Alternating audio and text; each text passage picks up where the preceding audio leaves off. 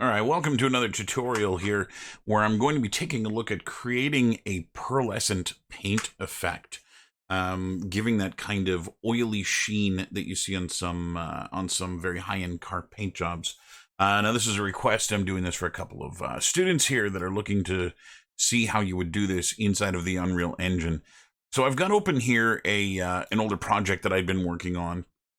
And the main reason I'm using this project is that I need a surface upon which to place my pearlescent material.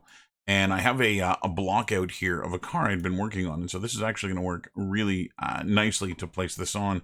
Now, currently in this material, I have nothing more than just a red value with 0 going to metallic and 0 going into roughness. So I just made a really, really shiny red material. And what we're going to do is we're going to turn this shiny red material into a pearlescent material. Now, there's a couple of different ways that you can go about doing this, and I'm going to show you kind of one of the easiest ways that I've done this in the past. I think the first time I'd done this was in the early 2000s, working on a game where we had to do an oil slick on the ground, and I wanted to capture that kind of shimmery color that you get there.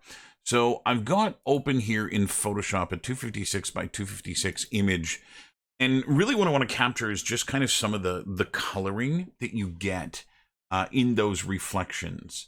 And so that kind of pearlescent or that reflective color that you see all over the place.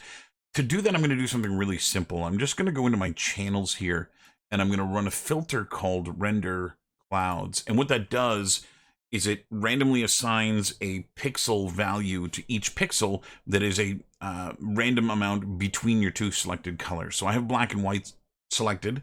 And as such, I'm going to get pixels that are somewhere in between. There may be completely white pixels and completely black pixels.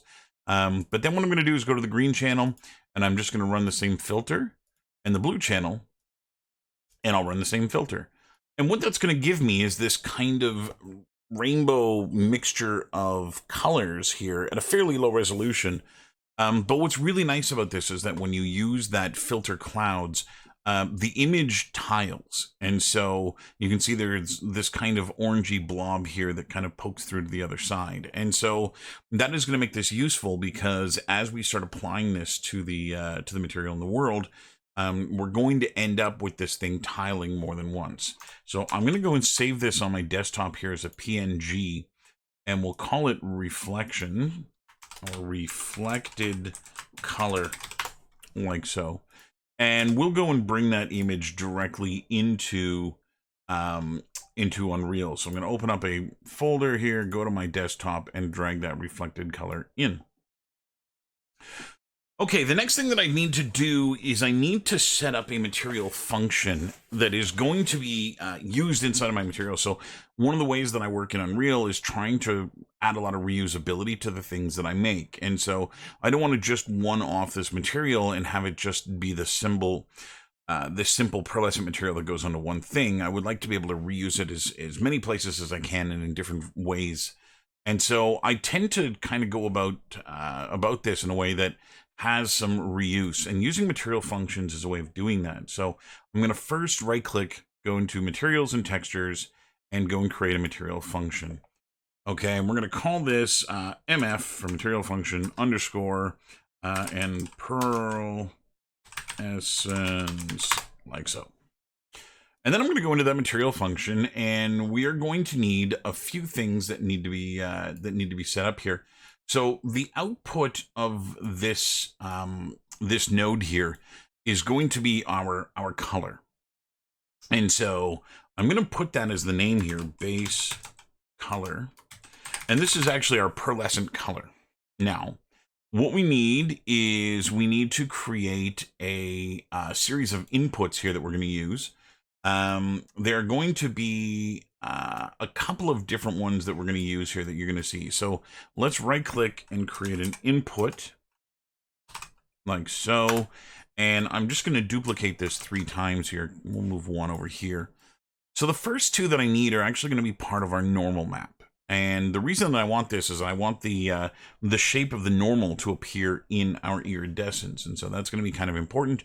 But what I'm going to do is I'm going to split that normal map up. I'm going to grab the red channel and the green channel independently of one another. And what that'll do is it'll actually give me the ability to get the left and right information, and or the horizontal information, and then the up and down or the right information, like that. So let's go take this node here, and we're going to give it a better name, which we'll call it normal map red. So nm for normal map underscore red underscore channel. And we'll do the same thing with this one. This one is going to be nm underscore green underscore channel. So we've got those two channels coming in. I'm also going to, well, since I actually want to split these, we're going to go and do a, let's do a component mask. And we're going to make just two of these things here for now. We're actually going to need more than two of them, actually. Let's make another one here while we're at it. We'll use that in a moment. So we're going to take these two here, and we're going to get the red channel in here and the green channel in here. And I want to get these down to just a single channel. So the red channel in the first one and the green channel in the second one. This is just to make sure that we're not adding any extra information here in any way. The next thing I'm going to do is get my camera vector. So the camera vector is a vector that gets its directionality from the camera. So wherever your camera is pointing, it's kind of like an arrow shooting out of the camera in that direction. So we're going to take this. I'm going to mask its red and green channel, and I'm also, let's make a duplicate of this. I'm also going to mask out the green and blue channel. So we'll get rid of the red, like so. Okay. I then just want to add these things together. So I'm going to right click and hit plus, and we'll make another one of those. So we're going to add the red and green channel of the camera vector, and we're going to add the red from our normal map. And then we're going to add the green and blue with the green, like so. So that'll give us, and I can actually probably make a less messy version of my lines here if I go and orient them in a better way. So we'll put the camera vector in between here, and then we'll put our masks in here. We can see this a little bit easier, like so. Okay, so we have a normal map coming in, we're masking it, we're taking the camera vector, and then we're adding that black and white image from the normal map into the camera vector. The next thing that we want to do is we want to then feed this into the UVs of an image. So that's where our image comes from. Now you can do this as an input if you wanted to change your image. I'm not going to bother doing it as an input. I'm just going to grab my image and bring it into the function here. So you could do this as a another input if you wanted to give your user or yourself using this material the ability to change what image you're using. You know, sometimes you might want to use something a little bit different looking. And so we're just going to make two copies of this, A and B here. And you can see as I move my camera around here, or I move the UV thing around, we start seeing various areas of those colors. And that's kind of what we're looking for. Then what we're going to do is we're just going to blend these things together. So I'm going to create a lerp. And we're going to take the RGB value from A and the RGB value from B, and we're just going to blend them at 50%. So this is half of this one and half of this one. Then we're going to, let's use this other input here to get our base color input.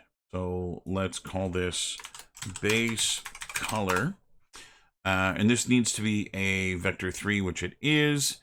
And then what we're going to do is we're going to lerp this. Lerp. Where's my lerp? Linear interpolate. And we're going to lerp that with the color coming from here into the output. And that's going to give us this kind of effect. We get these shiny colors here kind of all over the place. And what I want to do, you can see there's a lot of yellow in this. I may want to go and adjust that. What I want to do is I want to give this a parameter here that I can use to turn up and down the strength of this. And so let's create one more input, and we'll call this one, this is going to be a scalar, and we're going to call this Pearlescent strength. And by default, I'm just going to go and give it a value Where are you? X of 0.25. And I'll just go and throw that into the alpha. Like so. Okay. So we're going to save this now. And there is one more thing that I want to do, which is to go and sort my inputs so that they make sense. So I want the base color to be on top, so it's going to get sort priority 0, followed by the 2 normal maps. So the red channel I want on top, so it's going to get 1. The green is 2. And then we're going to do our pearlescent strength as 3. Okay, so we'll save that and close that. And I'm going to have it selected here in my content browser.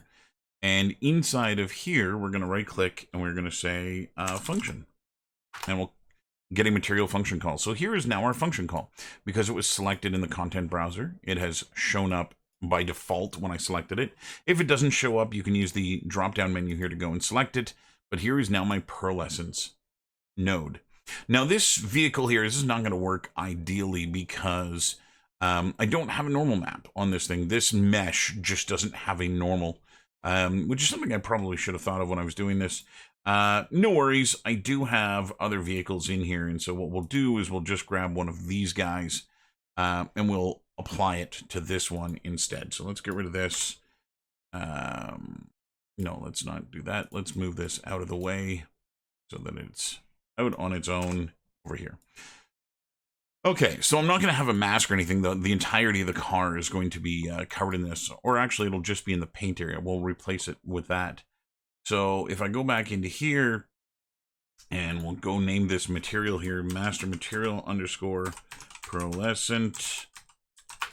Okay, and I'm just going to put that in the paint job of this car. So that should give us what we need.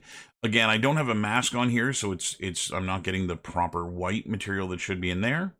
However, this will still work. So now, this thing does have a normal map, and that's what I'm really interested in. So I'm going to go into his textures here. I'm going to find the paint normal map, which is for that part of the car, and I'm going to drag that into my pearlescent material. Okay, I am going to parameterize this. Get to parameter, and this is normal map, like so. And we can now go and start plugging this in. I actually need 2 instances of this one to go into the normal, which I could just wire this across, but I don't like having too many nodes like that. And then we've got our red normal map, and we've got our green normal map in the pearlescence node. In this case, I have just a flat color going into my vector 3, but we'll actually go and pull the paint job color into here too, and we'll be able to switch between those. So I'll put this up here. Now that I have this, let's see. I'm going to leave this super shiny. I'm not going to make any changes to that. I need a couple of lerps here. Well, actually, I need one lerp here. So we're going to lerp between our base color and the base color from here, which is going to go into this base color. We're going to get an error out of the gate because I don't have a strength in here. So I'm going to create a scalar parameter, which we'll call strength. And let's set this to a fairly low number to begin with. Let's go to default value of 0.1. We'll put this into the pearlescence node here. And that should actually get this thing going. Now, we're not seeing too much here at the time being, but that's okay. And I think that's really all I need in order to make this work. So we've got this. Let's go do a switch. So I want a static switch parameter. And we'll call this texture question mark. So true, if it has a texture, it'll use this guy. False, it'll use a color, which we're going to parameterize as well. And we'll call this base color. Okay, we can do that. And then I'm just going to use the parameter here to replace our inputs, like so. And then we can go and save this. All right. So in the world here now, we have this material on the vehicle. So far, there's not really much going on. Let's go back into that folder and create an instance of this. And we're going to do an instance so that we can actually better edit this material. So I'm going to go and put it in here. Now an instance can actually be edited at runtime as well, which is why this is kind of useful to do this way. So we're going to go and pull this guy out here, and I'll just go and put him beside the car, and we can start to make modifications to this thing now. I don't need the normal map to be a parameter at the moment. I don't need the base color to be either, but we'll turn that on. So if I turn up the strength of the pearlescence here, like so, we'll start getting that swirly kind of color effect happening to the vehicle. Now I've got it at 0.75, which is probably strong. Let's go and change our red color to make this a little bit more noticeable. I'll go and make the vehicle black. And you can see now that we're starting to get those kind of color swirls appear inside of the vehicle. And so the stronger or darker I make this, the more we'll start getting it. Now you can also use a Fresnel in here to kind of give it a glancing effect as well, in order to make that work. But yeah, you can totally set that up however you like. If I go into my my values here, let's go play around with this and go into there's the strength. Oh, that's what I'm missing. I didn't create. There's one more node I didn't create here, which is another scalar parameter that I want to put in here. And this is the blend. So this is going to blend between the pearlescence and non-pearlescence. So if I go and save this, so this gives us a little bit more control over it. So if you look at it here now, you can see that a lot more of that black paint is in there. But when we get kind of these weird glancing blows at the normals, you start getting some of those really pretty colors showing up. Now again, I'm doing this with just that image there, which, you know, doesn't really have a tremendous amount of color variation in it. Let's go see what we could do with a rainbow image here as well. So I'm going to go into Google and we're going to go and find just a rainbow colored image here. I'm going to grab this flag. I'm going to copy this, copy image. We can close that. And then I'm going to go into here and I'm going to paste that in here, and I'm just going to force it into the right size, like so. We'll just move it over here, like so. I'm going to just crop this, like so, and then I'm going to go filter, blur, and Gaussian blur, and we'll just get it to the point that we start getting a lot of really nice blending between the colors. Now, ideally, again, this doesn't tile, which is problematic, right? We would want to have some of that purple and red mixed together. So I'm going to go filter, and I'm going to go to let's do other and offset, and we'll just offset this a little bit like this, and then do a filter blur again. Filter, blur, and Gaussian blur, just to blend those colors together so it does tile. So let's go and save this as a PNG like this. I have one here as a TGA. Actually, let's just import that one. Let's go back into our material here and back into our folder. And I've got this. This is only a 1 pixel tall by 256. But the end result is going to be identical here. We've got this pretty rainbow of colors. In order to make this something that we can access inside of here, as I was saying, I would need to turn these images here into a input. And so if I go and create another input, like so, and this is going to go, no, that's not going to work like that. No, we don't want to do that.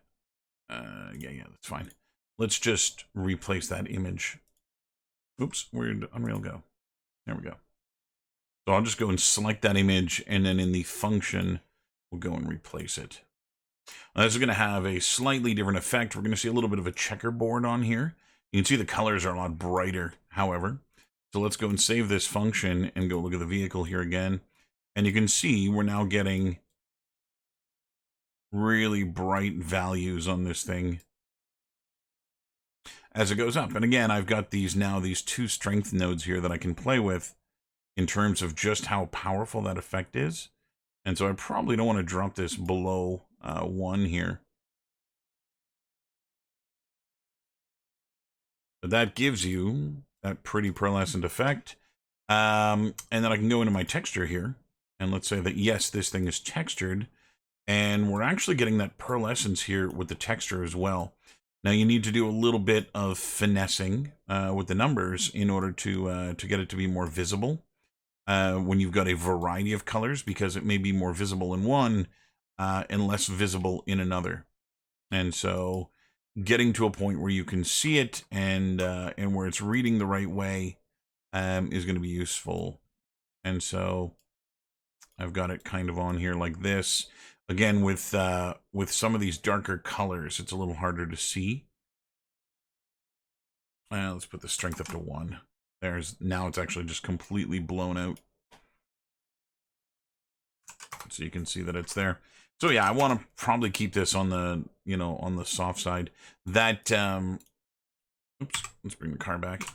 Do that. That bright color that I have on here doesn't really lend itself well to the effect.